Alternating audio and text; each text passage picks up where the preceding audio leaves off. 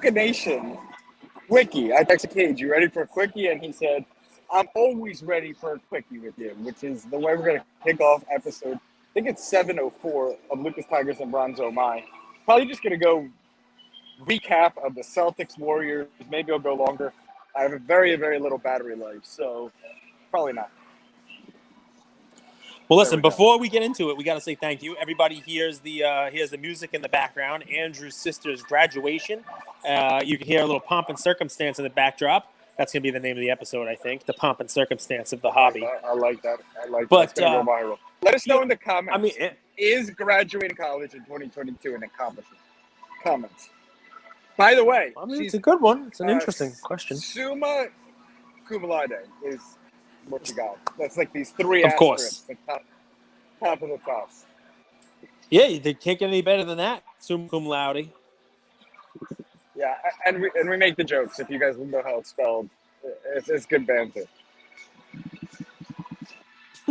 I'm not making any jokes. I'm proud of her. Good for her. Well done. You can't get any higher than summa cum laude. So good for her and good for you, because everybody who knows you 700 and change episodes in knows this is the last place you'd want to be. But you love your sister, so you're there. You do it. You're there to support her, and we love it. She's a boss. She's good peeps, so I can't complain. So listen, here you go. I'm going to give the Celtics some credit, right? Yeah. And I'll tell the story real quick. My friend Al texted me at halftime. He's a Boston basketball fan when they're good, but basically a Red Sox fan. But, he'll jump on the Boston Celtics bandwagon as kind of like a Boston fan, I guess, right? So he texted me at halftime. He's like, the Celtics are killing them. And I said, okay, but the Golden State Warriors are a third-quarter team. Wait and let's see what happens. And he texted me again. It was 83-82 Warriors. And I was like, all right, well, this is what happens. But I don't know if it's the way the refs are calling the game. I don't know if it's just, this is the game now. In the fourth quarter, the Celtics just didn't miss again. The Celtics had a great game plan, right? They were careful with the ball. Draymond looked like the antics that worked in game 2, where he was just being annoying and getting under the skin, weren't working, and he was just annoying himself and ended up fouling out with very few points, rebounds, and assists. Very interesting stat line for Draymond. Poole looks like a very different player in Golden State than he looks like in Boston. I know Boston's a tough place to play and win. I watched Mike and the Mad Dog. Well, not Mike and the Mad Dog, but Mad Dog was talking with, I think it's Stephen A. Smith. And Mad Dog said the key to this series is 70 points. He says Clay, Poole, and Curry need to score 70 combined points for them to win. They did it in game 2. In game 1, they scored like 58. In this game, they didn't hit 70 again. And he said that's the magic number. And really, they said of the 3 of them, Clay was the important one. And that Clay, if Clay shows up and Clay has a game, they'll win. If Clay's, not getting space, kind of like you talked about, just that slight loss of athleticism, it's the Celtics, game to lose, basically. So, what do you think? I watch the games, bro. Tell me what you think. You watch the games, bro. I mean, that's dead accurate. I mean, there's nothing that I could even question about that take. You have any thoughts on Jaylen Brown? So we had Mitch on yesterday, and he talks about how 2016 Wax is actually – I mean, I don't know if it's the best investment, but Jaylen Brown is slowly kind of better. I know he's not flashy. I know Tatum's the alpha, but is Brown worth a look from a cardboard standpoint, and how important is Brown's development as a player? I like Brown. I think Smart's that year too, right? Or Smart's 17. Smart's that year too, I think, right? Smart's 17. 15. Wow. Ingram was that year. So what they were saying, I remember he said, Ben Simmons isn't so great, but you still have Ingram that year. I don't know about Brown, man. Brown looks like that great B. He looks like that Pippen type. Tatum has the hobby love. Tatum has enough people behind him that come out of the woodwork and get angry when I say anything bad about him. Tatum's got the superstar potential, and you usually don't have 2 of those on the same team. You could have 2 very good players, but Pippen was never Jordan and was never in that kind of conversation, despite the fact that he was an amazing player. I think that's what you're getting with Jaylen Brown. I'm going to get a lot of DMs because, during the series, there are people out there who message me and tell me Jaylen Brown's the actual star on the team. A lot of Celtics fans say that. And I'm going to take a different tact. And maybe it's old-time hockey. Maybe it's the fact that I'm a 90s basketball watcher and I like basketball in the 90s. I think the difference in the series has been Williams, not Grant, Robert. I think just him inside is amazing. Grant Williams has been great too, and I want to talk on him for a second. Annoying. But Robert Williams on the inside really creates problems for them on their slashing moves, on their second chance opportunities, and even guarding the three. Pretty crazy. Even guarding the three, Robert Williams has been out there, even when he doesn't get a piece, and he gets a piece of enough of them. He gets a piece of plenty of them. Even when he doesn't get a piece of the three-pointer, he's adjusting it. He's making those three-point shots tougher. Clay having to slide to the left, which he's not as comfortable doing as sliding to the right on those threes.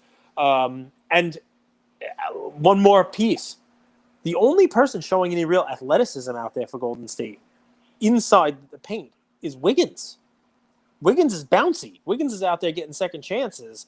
The Celtics get a whole bunch more second opportunities because obviously they have bigger guys inside. Grant Williams was a beast in there, just putting the ball back in, almost unstoppable. When you go with a lineup of like Jordan Poole, Steph Curry, Klay Thompson, they don't even Draymond, but Draymond, Rob Williams, and Draymond's not getting rebounds. It's tough. Golden State, they have to hit their shots. You could see, I was watching it in the fourth quarter, they were taking their threes and running away, like not even diving in. Celtics dive in to try to get a second opportunity. If they miss the shot, there's somebody there to try to clean up. Golden State's not doing that. Cage, we talked about that. Remember when Wiggins posterized Luka? Yep. And I said, but in that series, Wiggins is the most athletic player. Wiggins is the third or fourth most athletic player in this series. You're absolutely right, man. Robert Williams is one of the best shot blockers. And you'll look and he'll probably have 3 or 4 blocks. But it looks like he's in the way for 10 to 15 plays, right? Yep. He only gets 3-4 blocks, but he messes the shot up. Around the rim at the three-point line. I keep saying, man, I just think we underrate this Celtics team from what they've drafted. You know what I mean? All these guys are drafts. And Horford was someone who the Sixers gave a huge contract. He didn't start with the Celtics, but he was on the Celtics for the majority of his career. Went to OKC, and he just ended up on Boston. But this team, man, they built it through the draft. And Robert Williams is another one that's I think – is it fair to say they have 2 Defensive Player of the Year candidates looking at what we see now? Maybe even 3? I mean, I'd say their entire roster is top 20 defensive players in the league or better. You know what it is that I didn't give him credit for? What I didn't give him credit for, and I'll have to apologize on this, is even though Tatum's the star, nobody is going out there saying, it's got to be me tonight. They're all willing to pitch in and contribute however it is that they can. If Tatum's off, he has 13 assists. You know what I mean? Robert Williams is not going to shoot the ball as often. Horford is leading them in scoring one night. You know what I mean?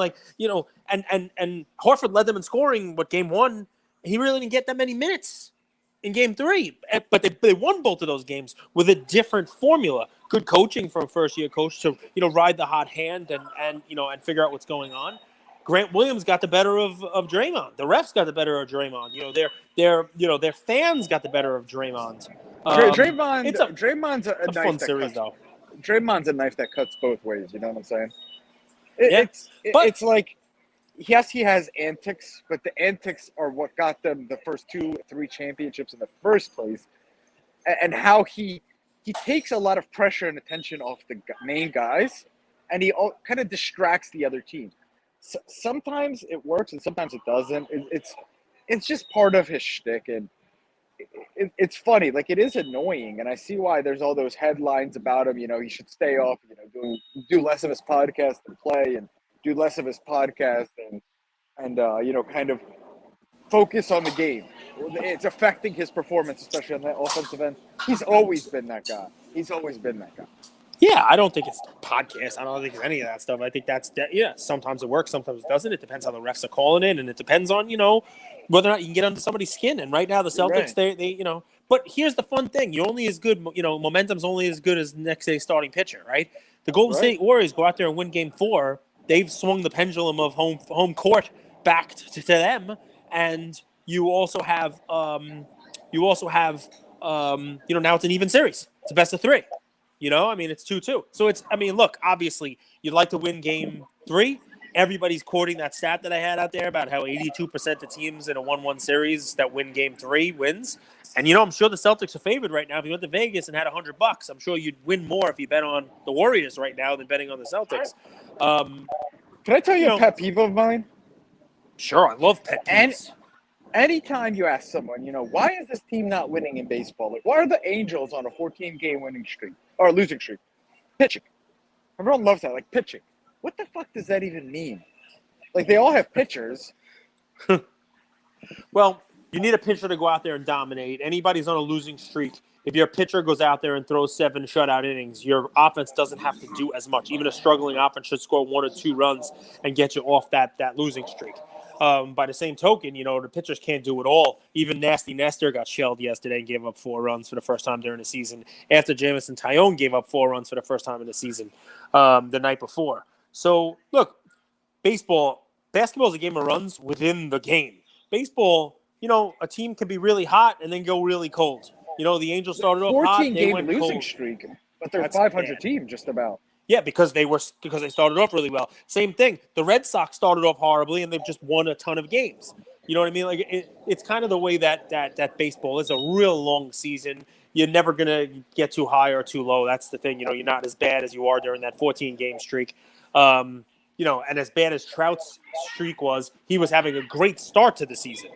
And he breaks out of the slump with a home run and a double, and all that stuff. In the game yesterday.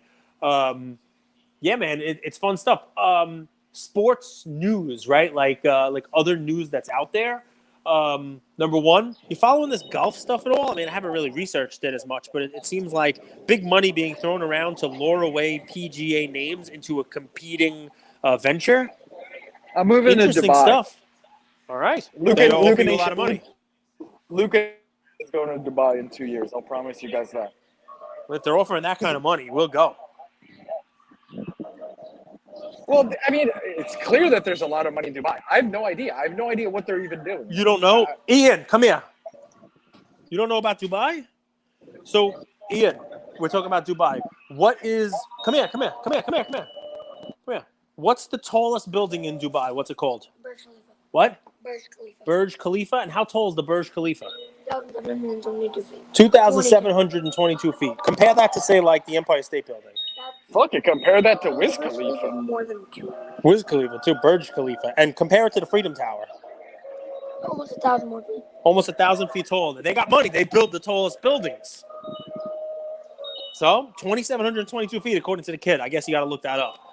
So, I'll go to Dubai, man. It's just interesting, right? Because, I think they offered a lot of money to Tiger, and he didn't go, right? And I'll watch a PGA event as Tiger's in it. If he's not in it, come inside. It's Tiger and a bunch of other people. So, I guess it's a big deal to golf fans, but, to the average fan who's watching because of Tiger, no. Next little fun tidbit. I love when PWCC publishes on Twitter the search data about the people who search, the frequency of their search in their platform is increasing. Jaylen Brown, we talked about as number 1. Number 3, Mookie Betts, who we've talked about on our collectible episode. Do you know who number 2 is? With a significant increase and uptick in searches? Give me the sport. Rafael Nadal, that's the sport. He is the sport right now. Talk to me about that. That doesn't surprise you. Of all people in the world, that's got to be the least surprising thing to you. It's not, man. And it's one of those, I do want to pat myself on the back. But honestly, if you guys don't know who Rafa is and his greatness, forget our show. I mean, what are you doing in this game? But, I mean, Rafa's the greatest of the great. He is – his accomplishments, if you look at his Grand Slams, he's far – not far ahead, but I think it's 22, 23, and he's going on 24, 25 at the end of the season, Wimbledon and U.S. Open. I just think he's also a class act, and he's got a lot to give, and he's still in the spotlight, right? We don't know where Fed is. The thing about Djokovic that I felt really terrible, I realized this, is he doesn't have a home crowd. Every game is on the way. There's no Grand Slams in Serbia, but there is a Grand Slam in Spain and Madrid. And that home base is so important. That's your loyal following, right? Is there one in Switzerland? No, but Switzerland is Europe. I mean, he's Fed is a I mean, I'm just a dick. I'm sorry. no, but, I mean it's a great point, but like, what's your take then? Why do you think Fed is so loved, Djokovic isn't, and Nadal kind of has, because with Fed out of sight, out of mind, Nadal's kind of taken the throne. Yeah, I mean, I think you're right. Obviously, he's been adopted by all the European nations and all the European fans. I think you're 100% right. Because no one was as beloved as Fed in his prime. Not even Nadal was as loved as Fed in his prime. Yep. But Djokovic wasn't loved anywhere, and that's fascinating. I mean, I think you're onto something. And, it is part of cardboard relevance. As good as he is, without a fan base, you don't buy his cards. You buy Federer's cards and you buy Nadal's cards, but you do not buy Djokovic's cards. At least that would be my take from what you're saying. Zidane's going to PSG to coach Mbappe. Wow. How good is Eduardo Camavinga? Very overrated, but he's such a pop culture icon. People love him. He is not very good. I don't understand the love. Well, I don't know if he's limited. Like, he's tall, athletic. People love that. But he's a defensive-minded center mid. Like, no one invests in that player ever. Like, I'll give you millions of guys that were incredible defensive center mids that none of them are relevant. Thiago for Liverpool is one. He was phenomenal. Okay. Do you want to know why I ask? Why?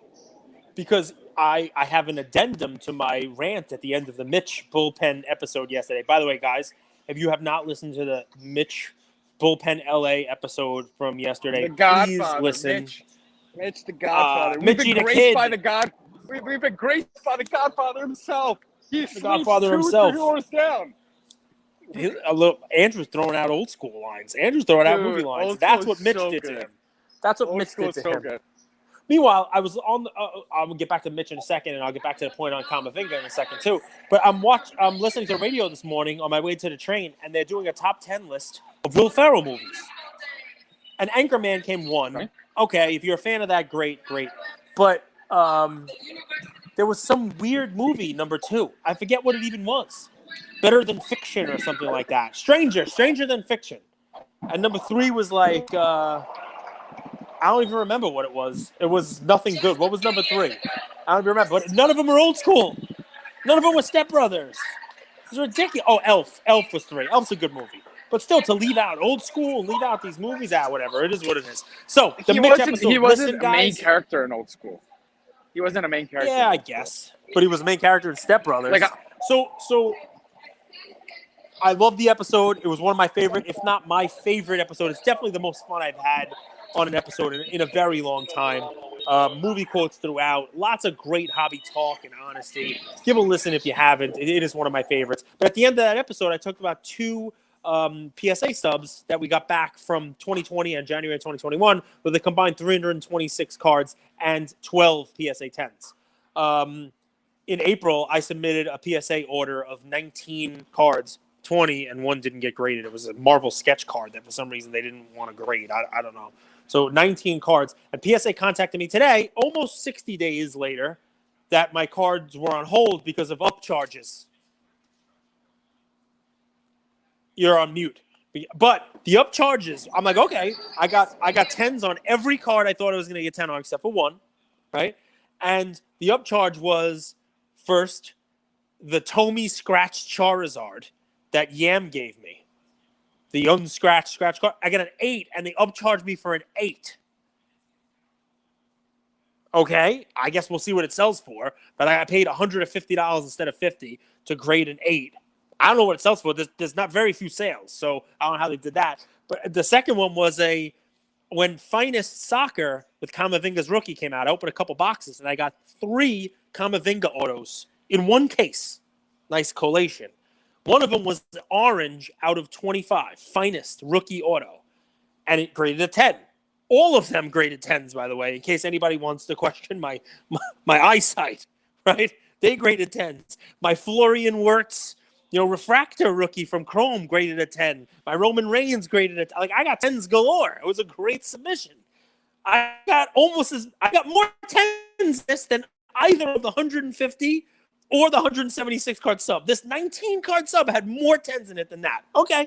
But anyway, I asked you about Camavinga because an auto orange out of 25 finest rookie, I guess is going to sell for something. They upcharged me from $50 to $150. So, I guess they'll sell for something. But you're telling me I should get rid of it because he can't really play.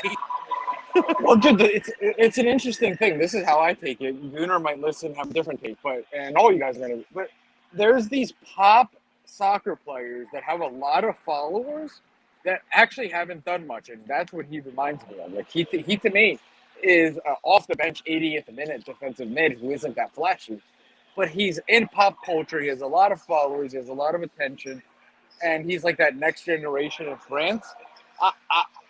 Pogba was that. So is he like Marcus Rashford? Like a name that didn't turn into anything, like a Marcus Rashford type? Or, well, Mason Greenwood had some off-field issues. But I'm just trying to think of names that I've heard people, say. Pogba? Okay.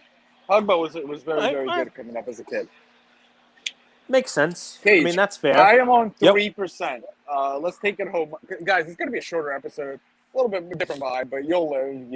If you don't like this, go back and listen to the 700 episodes we've done before. On YouTube, we have playlists. You could go guest episodes. You could go come up with Cage. You could do the daily ones. There's a ton of gold if you go back to the early days. So you guys have no shortage of content. So any final words before we wrap, my brother? Yeah, listen, we're building up, the SGC submissions and Whatnot consignment shows. We're doing Whatnot sales. Check for Luca Nation. Follow us on Whatnot if you can, guys. Andrew's doing a lot of shows on there. I'm going to jump on and do some shows. We got a whole bunch of fun stuff going on there. Give us a follow if you're not following us there already. If you haven't downloaded the app, like what the fuck? Honestly, if you haven't downloaded the app by now. We do a Sunday NFL show, which is hilarious. We do auctions every day. There's great deals. There's great banter. It's basically like us going live.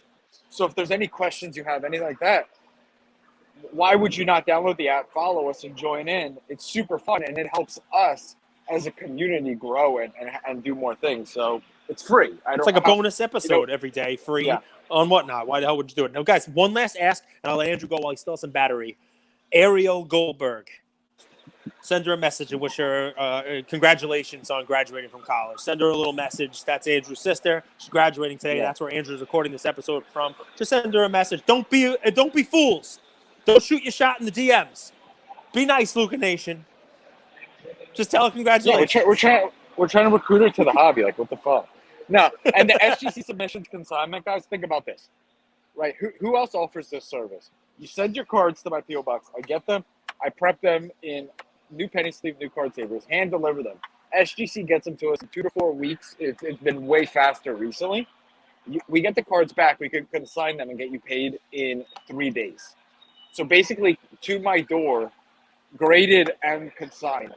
You get your money within 21 days, 30 days. Andrew takes your raw cards, gets them graded, sells them for you, and gets you paid. White glove service. If you have any questions about that, guys, just send Andrew a message. You can join our Discord if you want, if you're into that. Send us a message. We'll walk you through it. We'll, a lot of people send in a lot of cards. Andrew's a machine. Congratulate your sister for us. Thanks for jumping on, taking some time. Take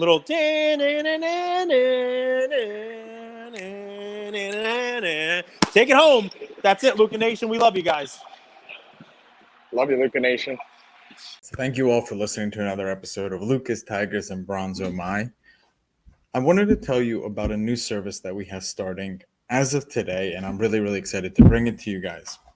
So as a part of our partnership with SGC, we got 50 free submissions every single month, and many of you have taken advantage of that. And it's amazing that we could have the opportunity to 650 episodes, 675 episodes in, to go ahead and give back to our community. As people were sending those cards in, they asked, can we send 5, 10, 20 more cards to you guys? We'll pay for it, but we wanted them graded with SGC. You guys know SGC is turning cards around in 13 to 14 business days, have incredible customer service, and their secondary market values are going up day after day after day. And that's exciting for the hobby and exciting for the grading landscape. So we didn't want to just rush into it. We wanted to do it right. And what we did was I relocated here to Boca Raton, Florida. I opened up a P.O. box maybe 5 minutes away from SGC, and I will be hand delivering and hand picking up the cards. So you don't have to worry about anyone else touching your cards. It will be me and I will update you every step of the way. So here's how it's going to work. I'm going to personally pick up the cards from a PO box, prep them, new card saver, new penny sleeve, and deliver them to SGC every single Tuesday. Why Tuesday? Well, it lets the stragglers over the weekend come back through on Monday and gives me a day to prep, and it basically gives SGC the entire week to work on grading those cards. Once your cards pop, only then at the end of the process will you be paying for the service. It's $25 per card, simple as that, and the turnaround times have never been faster. We're hearing right now 13, 14, less than 20 business days. So there it is, 9170 Glades Road, number 135 is the P.O. Box in Boca Raton, Florida, 33434. 9170 Glades Road, number 135, Boca Raton, Florida, 33434. Of course, you could shoot me an email or shoot me a text anytime, and I'm always available. Many of you already have my email. It's iamandrewgoldberg@gmail.com, or my cell phone number, 215-519-9154. Reach out with any questions. I could walk you through the process. I've hopped on the call with quite a few of you, and I'm happy to do that. Love you, Luca Nation.